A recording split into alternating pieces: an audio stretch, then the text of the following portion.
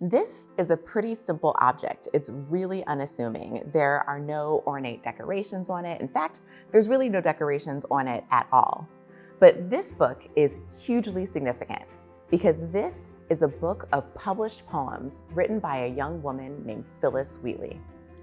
Phillis Wheatley was the first woman of African descent to have a book of poems published in the Western world. And not only is this book written by Phillis Wheatley, but this is a first edition of that book. And this book was signed by Phillis Wheatley herself. Phillis Wheatley was born in West Africa. When Wheatley was a young child, she was transported across the Atlantic Ocean as a part of the transatlantic slave trade. And when she was around 7 or 8 years old, she was purchased by the Wheatley family off of a ship called the Phillis, which explains how she got the name Phillis Wheatley. Now, the Wheatleys truly believed in education, and their children, Mary and Nathaniel, were in the process of being highly educated. Well, Mary took it upon herself to make sure that Phillis was exposed to what she was learning, and in particular, that she learned how to read. Phillis then took that knowledge and taught herself how to write.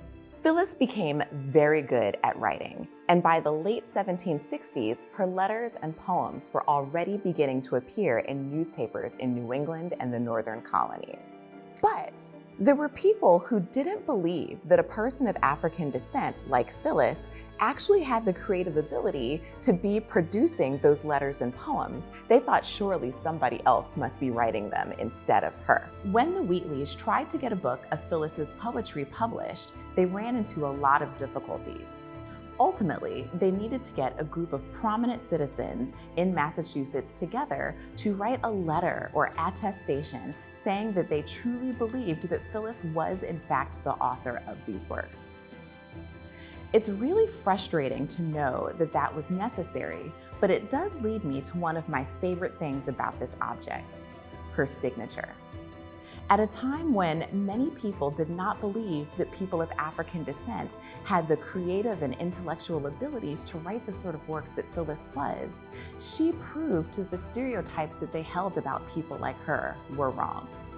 And while we don't know why Phillis decided to sign this copy of her book, when I look at it, it seems to say to me that she, in that moment, was feeling like, I am here, I did this, and this is mine.